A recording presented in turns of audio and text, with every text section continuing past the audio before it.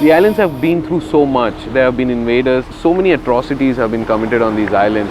The indigenous people, Jaravas and others have suffered so much. The border at the Jarava belt, the border at which we stood. I mean, I've been to a few borders between countries in my life. And this was not your typical border between two countries. Quite honestly, this was the most real border I experienced.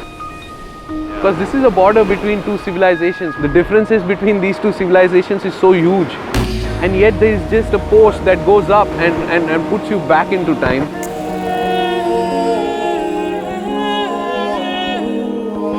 I had a preconceived notion before coming to Andaman, right? I thought they're islands, okay, they're going to be beautiful. But the very understanding of the word paradise, one can go ahead and say that this is India's best kept secret.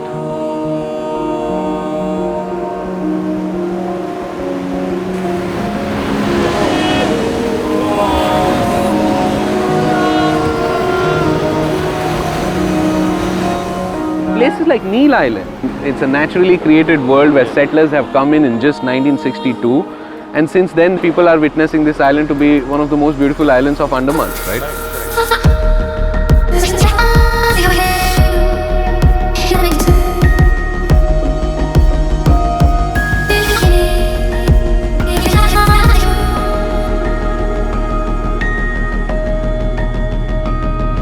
This is Neil Islands, ladies and gentlemen. We have not come here in the Tucson, but we look forward towards a lot of fun. Can we have Amit Shetty feeling supremely happy about it? Yeah! Hello. Camera is on again. I see a frisbee. This is not what I want that frisbee. Oh yeah. Oh yeah, that was smooth as. Oh no, Ritvik ne chhod diya. What were you saying, Ritvik? Everybody's smiling. Thank you, God, for the existence of this place, and thank you, Tucson, for getting us here. The people here seem to have devised an understanding that we need to go forward with sustainable development. Yeah. And that's why they're putting in so much of effort too. When you're filling forms during the Jarava belt, there's a box there which we could have taken called islander or not. That's a new word that I first saw, saying, okay, the people staying here, Yeah, 342 people are called islanders.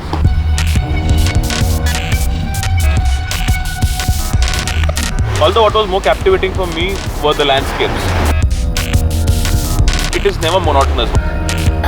I look down to my feet to walk ahead, and then I turn my neck up and look here, guys. What do we find? A natural bridge formation. You can't see it, right? Of course you can't. Come over.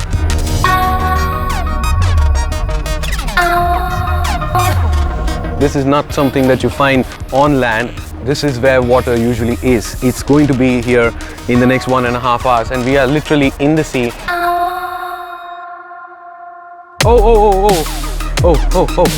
Whoa.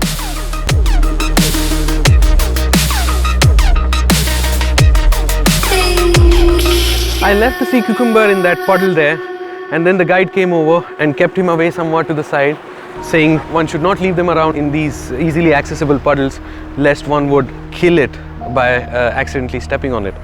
Now that's the sort of spirit that every local here has embedded in them. They want to protect this environment, and rightfully so. If you really see, we saw everything from creeks Yeah. to rainforests Yeah. to some of the most beautiful beaches in the world. Apart from seeing everything that we saw, we also went to a whole different world. Yes. We went down under, diving into the depths of ocean, standing on the ocean bed. I never thought I would be doing this.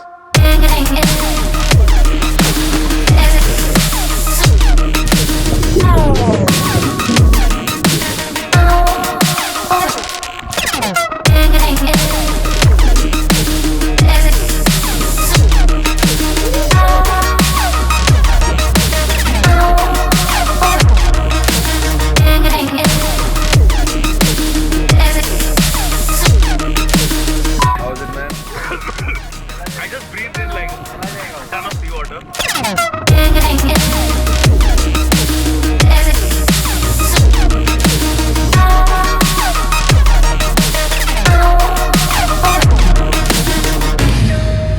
The Andaman and Nicobar Islands really don't belong in the Indian part of our continent. Time difference is also huge, right? I mean, the sun rises at about 5.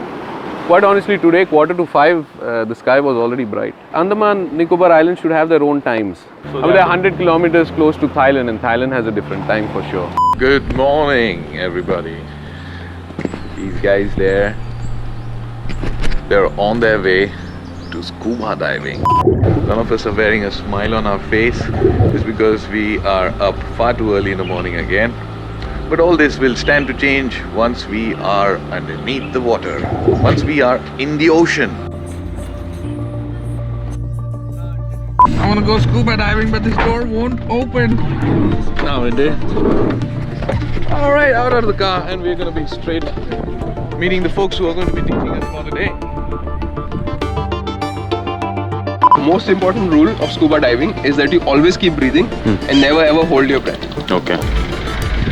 I use busy shooting, but I want you to listen also. Yeah. So we can't talk, of course, in the water. So we need to use a system of hand signals to communicate. First signal is this. This is a okay sign. Problem with my ears. Problem with my mask. And you just want to go up, you can also tell us to go up. So if I ask you, okay, don't do this. Yeah. Okay. This sign is to stop. Stop everything that you're doing. Stop spinning, stop moving. Okay, guys, I'm gonna step out of the circle to tell you a bit about what I have just learned today. First thing that I've learned is that this is not going to be a very easy experience. So say if you go down and take a breath in, lungs are full, and then you hold that breath and come up. What will happen is that air will expand and rupture your lungs. We have to be breathing through our mouth, not through our nose at all. And there's a chance that water can get into the nose. There's a chance that water can get into the mouth.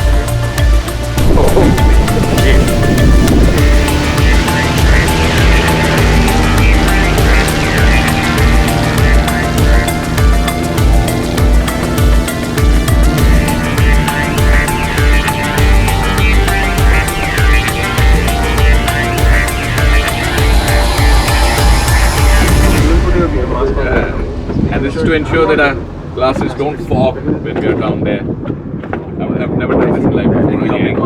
Too many firsts. In the beginning, it was dark. And he said, let there be light.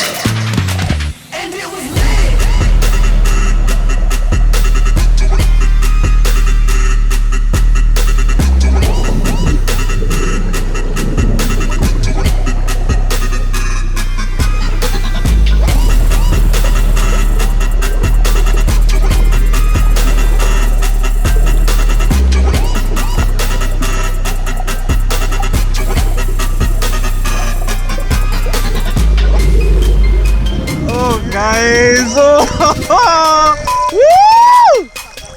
You won't believe what I just saw there. Dude, I was like this close to it. Like this.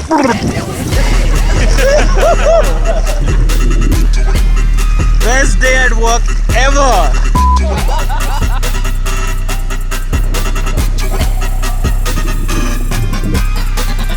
Which was your favorite place of all the places that we visited? I think clearly Neil Islands.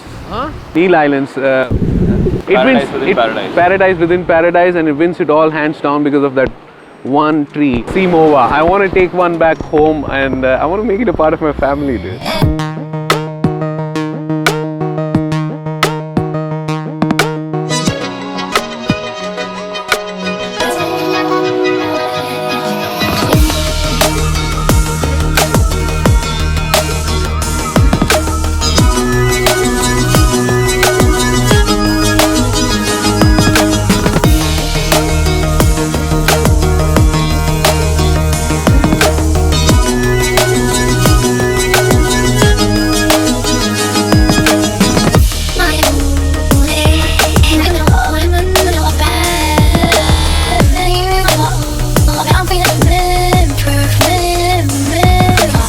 Having given us a perspective larger than life, Great India Drive had come to an end.